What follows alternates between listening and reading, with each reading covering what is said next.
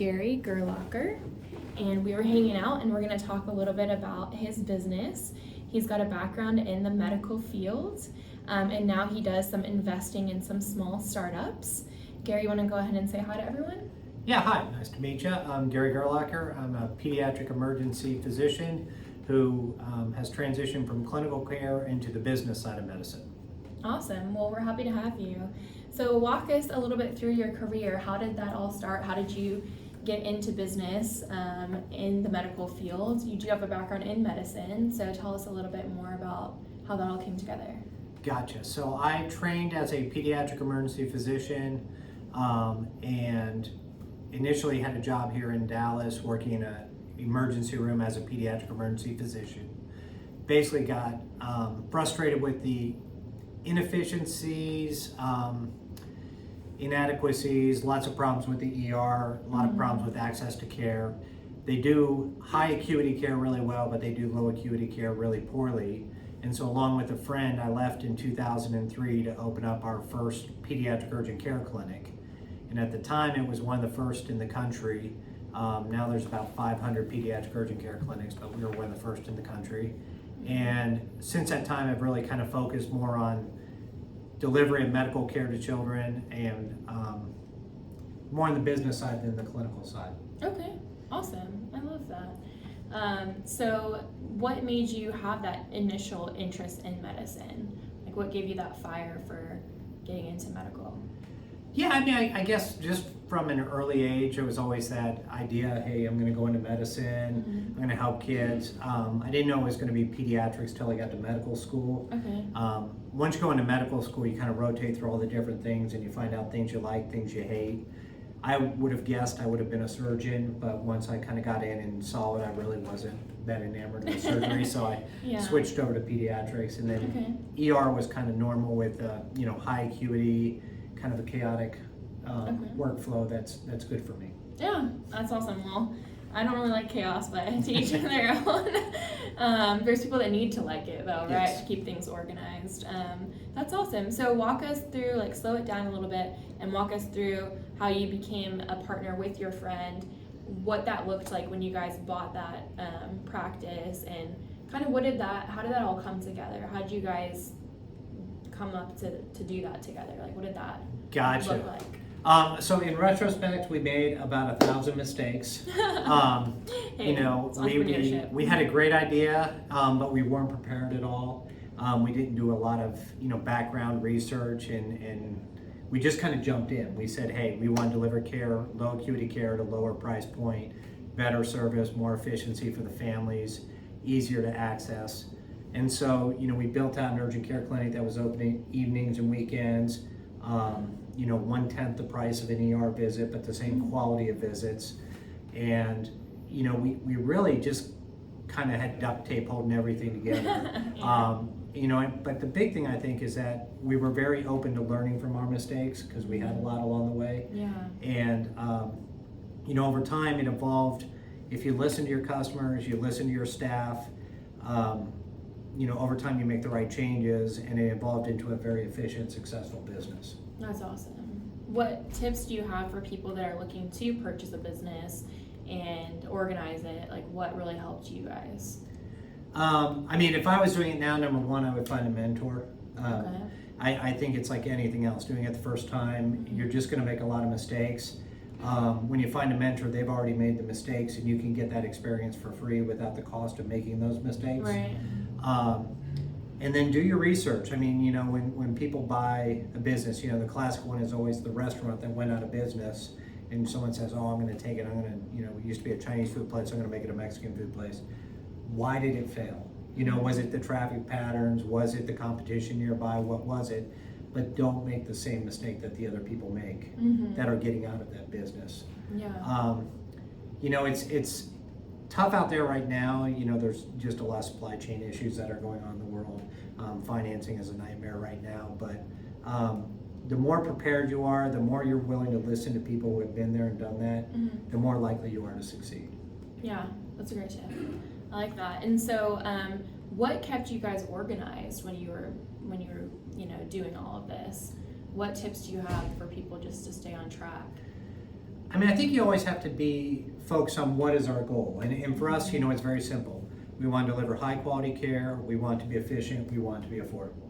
Yeah. And then we want to give a great customer service experience. So Okay.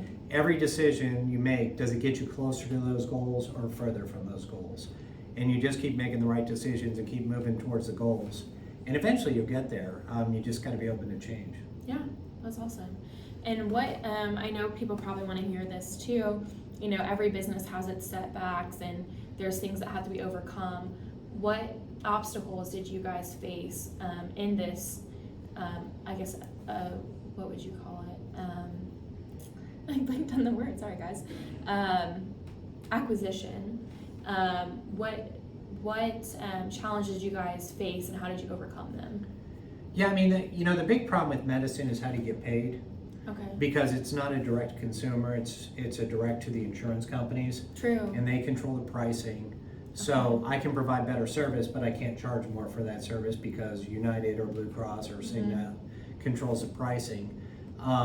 We initially wanted to go for a cash model and get outside of the insurance, and that would be ideal because in a free market we would do really well, except that in this country nobody wants to pay cash pricing for medical care when they pay so much for their insurance.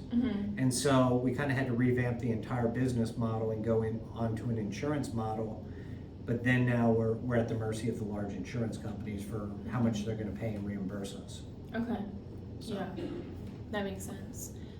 So talk to me a little bit about, so you've grown out, you're still doing the medical, right? But now you have a new venture you're doing where you're investing in some startups. So tell us a little bit about why you wanted to do that and kind of how that came about. Gotcha. So I had a couple of successful exits with selling my other companies. We should talk about those. Yeah. I really enjoy small businesses. I think the greatest bang for the buck in investing comes from getting in early and helping a small startup grow to profitability. Just there's a huge return on that, but also, it's just enjoyable. I always root for the small guy to build out their business and be successful, and whether it's they're cash flowing it or where they get a good exit. It's just something I feel like I've got some experience, so I'm able to help support them. But at the same time, if I've got to put my money somewhere, it's a fun place to put your money. Now it's high risk, it can go to zero. I've had investments go to zero, which is not good. Yeah. I can get some tax losses, that's not it. But we've had some that have done really, really well too.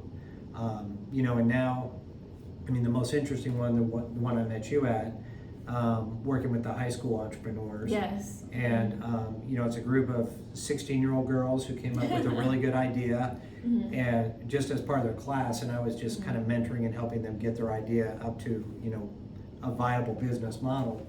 But we decided to take it one step further, and we actually created the business, invested, and we're building out the product and going to be selling it to the school districts here very soon. That's awesome. That's really exciting. So how did you find them, or how did that happen? My kids all went to Frisco ISD schools, and so I still have a lot of friends who work with Frisco ISD, and I heard about the entrepreneur class, and they're always looking for mentors and people who have been in, who do small business. So I went in, and it's enjoyable. The kids have a lot of energy. They don't have a lot of experience. They don't understand how much things cost. Right. Everybody thinks it's all free. You can get a website for $5. No, it's been enjoyable, and like I said, I didn't expect to get an investment opportunity out of it, but the one idea was good enough that we went with it. That's awesome. Yeah. I love that. So tell them a little bit about what the idea is without giving too much away. No, that's fine. So the company is called My Courseway, and basically what they do is they digitize the course catalogs for high schools. So right now the course catalog for a district might be 400 to 600 classes, but it's in a PDF form or it's in a book form. And so scrolling through and finding all the math classes or finding all the AP classes or classes that have prerequisites or don't is actually very difficult. It's not search friendly. Yeah. And there's actually only 2 districts in Texas that have digitized their course catalogs because of the cost of it. So what we decided is we would create a website where we could upload their course catalog into our website and give their students access to it. But it really just allows them and their families to search it and hopefully, find the more appropriate classes so they don't end up with the wrong classes. Yeah, no, that's great. I think that's awesome. And I actually got to meet them, and they're awesome. And I'm excited for them to grow their business and them to be on Double E as well. But I love that. Do you plan on doing any other investments in the future? I think if the right group comes along, there's two issues. They have to have a good idea, and it has to be a good group. Some of the groups are more motivated than others. This year there's one group that is a fantastic group. It's at another school. Fantastic group. I'd love to work with them, but their product is not viable. But if they had a different product, I would absolutely work with them and invest in them, just because they're a great group of kids. That's awesome. What tips do you have for someone creating a startup? You have to be realistic. Not just because you like something doesn't mean the world is going to like something. So you have to be open to a lot of criticism. You have to have the thick skin ready to go. But you need to solve a problem. That's what all great companies do. They solve a problem. If you're not solving a problem, you're not going to sell. Right. And then it comes down to, I'm a big believer of people first, customer second, business third. But it really comes down to your employee, your team, the people that you put together. Because even with a great product, doesn't matter if you don't have the right people behind you. Right. No, that's awesome. That's great. And then tell us a little bit about the companies that you've sold and how that worked. Yeah, so the first one was Acute Kids Urgent Care, which was 5 pediatric urgent care clinics here in the North Dallas area. And, we had gotten to a point where we were successful, but we were really at the point where we had to either take the jump and grow to 10, 15, 20 clinics or sell. Okay. My business partner at the time was in his early 60s and looking to retire. And we talked to HCA, which is a large hospital group here in town, and it just kind of worked out right that they were interested in getting in the pediatric urgent care business. We were okay with cashing out at that time, and so it took about 6 months of lawyer visits, but we got it done. Got sale complete about 2010 and handed those over. Okay. And then I focused on working with Texas Children's Hospital down in Houston, getting their first few pediatric urgent care clinics set up and run. And then I sold those to them as well, kind of the same idea. They wanted to own them once we got them up and running. And then the third project I did was out in California with a buddy of mine, where we opened up a pediatric urgent care together. And it's doing really well, but he wanted to run it on his own. He's actually out there doing all the work on the ground, and I was more the experienced guy. But he basically bought me out, and he owns it 100%. Is doing fantastic. Oh wow, that's awesome. That's really good. Yeah. What tips do you have for people that are wanting to do something like that as well? What do you look at? Yeah, number one thing is funding. I mean, small businesses fail because they run out of money. That's the number one reason. And there's always unexpected expenses. There is never unexpected revenue. Everything costs more than you think it's going to. You have to have reserves and backups on everything. Whatever you start with, you're going to have to change. When you change, you're going to have to spend more money to change. So it's really making sure you have adequate funding to get through the early startup until you can start cash flow. Okay. Yeah. And that's why I love this new business, because right now we have no employees. It's just those 4 high school students and myself. We're all working, but we don't get paid. Yeah. We're basically building a website, which it's a relatively complex website, so it's expensive. Yeah. But we don't have a storefront. We don't have rent. We don't pay electricity. There's very little overhead. It's really, if we can get the website correct and sell it, we can open up with no office, no employees, no overhead, and still be successful. Yeah. That's awesome. I love that. So what tips do you have for entrepreneurs in general? Like, what do you suggest to make them successful? You got to read, and you got to get mentors. Learn from people. People have done this. I laugh at what we did back in 2003 when we opened our first business. The fact that it succeeded was partly luck. I mean, we were in North Texas, which was a great market, and we were at a time when the economy was doing well. So we got through. But there's no reason we should have with all the stupid mistakes we Really? made. Let's hear about those. No, it just, I mean, our business model was wrong. We wanted to go with the cash basis. Our staffing models were wrong. We didn't have, the hours right at the beginning. Our marketing was horrific. I mean, just kind of everything and it wasn't that we didn't try, it's just we were new at it. We didn't know what to do. When I opened this third one with my buddy in California, we opened it cheaper, faster, and 1,000 times better. The design layout was right in the office, the staffing was right, all the HR issues were resolved, and the marketing was resolved, the financing was there. So it's just a lot more mature approach to it. Okay, that's awesome. I like that. So definitely that, and then you said reading and mentors. So what are some people that you suggest, or who have you found that has really influenced you in a positive way for the educational purpose? I like to read, anything about any of the founders who have been out there or have built their companies. All their stories are markedly different, but they're all kind of the same personality. Mm-hmm. And whether it's a Bezos, Steve Jobs, Warren Buffett, whether it's small companies that have decided to stay small that you may not have heard about. There's 100 business books out there. What you find is that they've all had a really tough journey. Mm-hmm. None of them woke up and were successful the next day. Overnight. They hustle, they work hard, they keep believing in their product, they believe in their people, and they go forward. Mm-hmm. That's great. I like that. Who's your favorite entrepreneur that you look up to? I like Sir Richard Branson. Sir Richard Branson. Okay. He's interesting because he is 100% a people first person. He's got 200-300 companies under the Virgin brand that he runs. He's hands off. He doesn't micromanage, which is good. I can't stand a micromanager. But really, he understands if you want to build a quality hotel, a quality cruise line, a quality airline, he'll build anything quality because he'll get the right people behind it. Yeah. Mark Cuban, a close second. Mark Cuban, yeah. I like Mark a lot. I mean, again, he's no nonsense. He's a hustle guy. He's a sales guy. He's a 100% a cash flow guy. He just believes if you can cash flow the idea, you can make it work. Mm-hmm. But he's very decisive.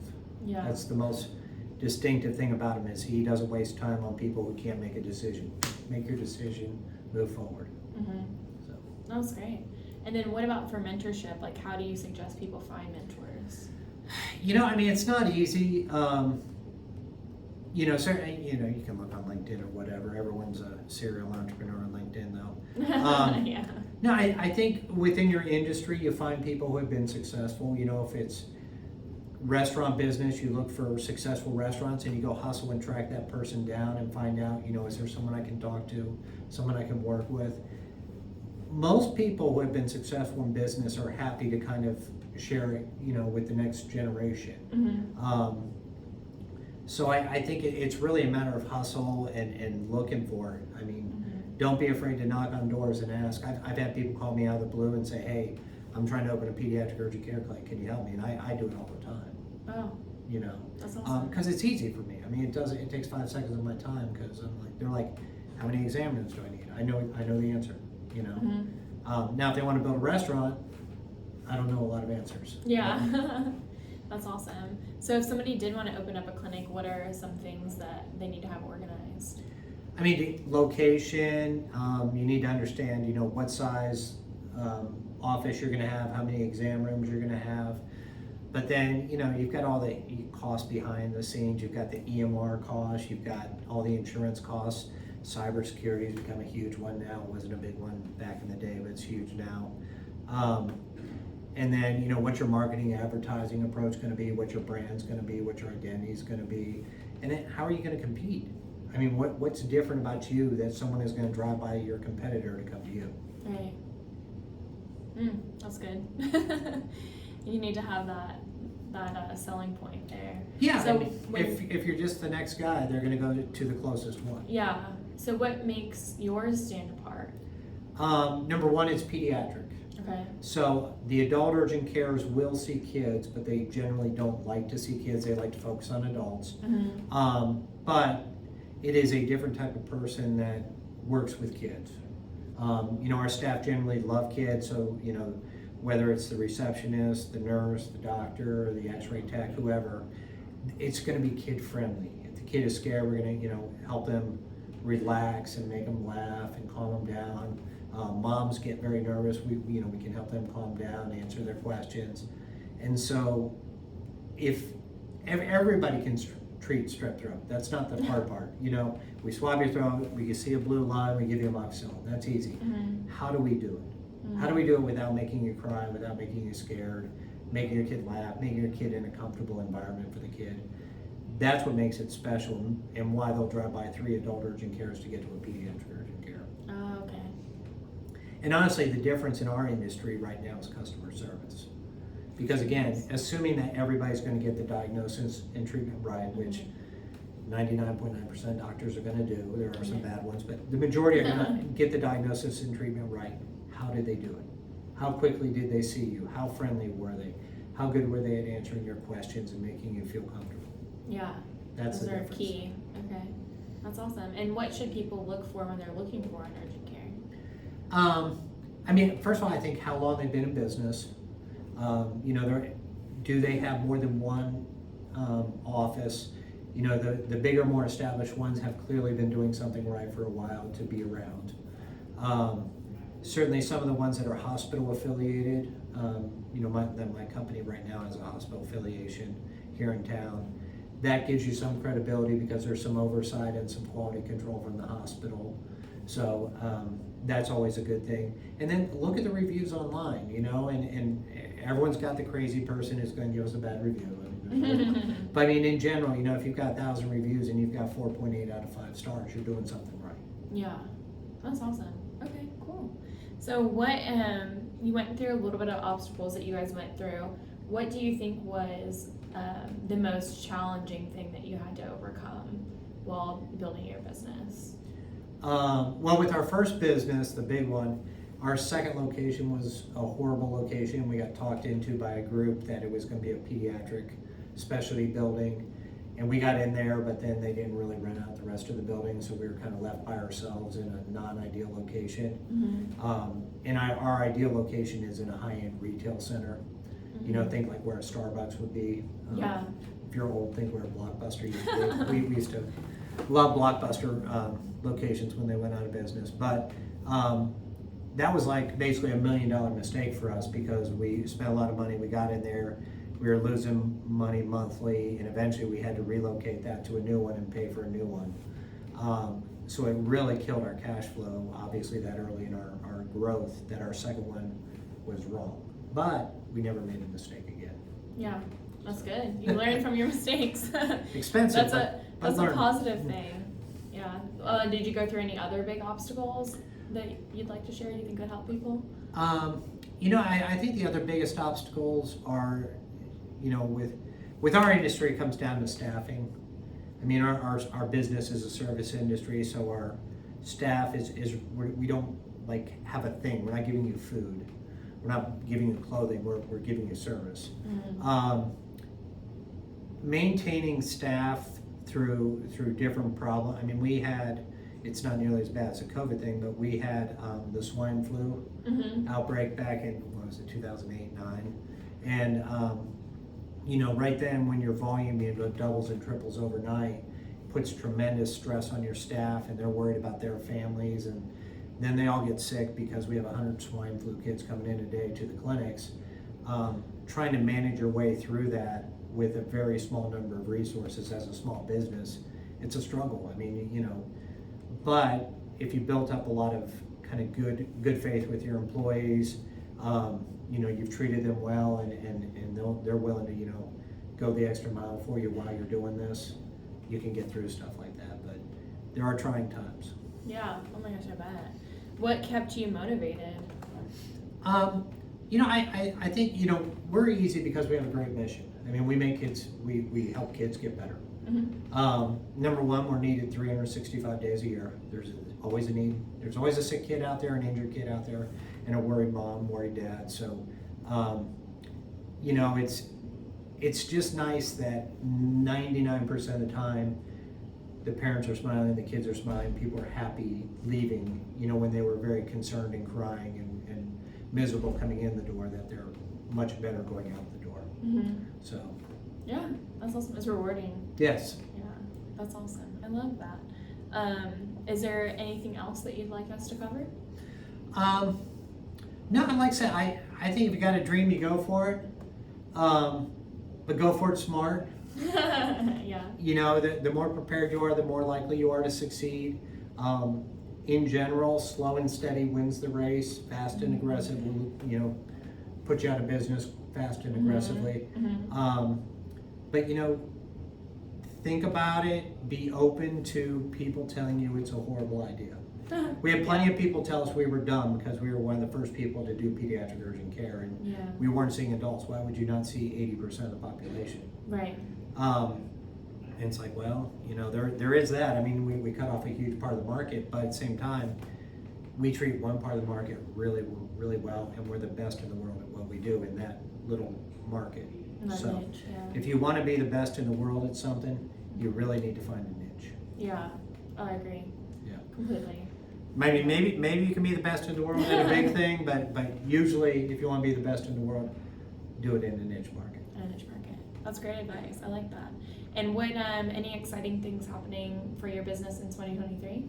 I mean, the one I'm working on with the high school students, I mean, our product is, we're going live, so that's exciting. We will have, hopefully we'll get our first customers and our first revenue, which will be nice. But, you know, the moment we can get some real live customers on there, we can figure out, again, we've designed it as well as we can, but it's not perfect. I know it's raw and there's mistakes in it, but you put 1,000 kids in there and they'll start telling you, we need to do this, not do this, do this. And hopefully we can get it right and keep the school districts happy and get it out there. That's awesome. I'm excited for you guys. It should be interesting. Be fun.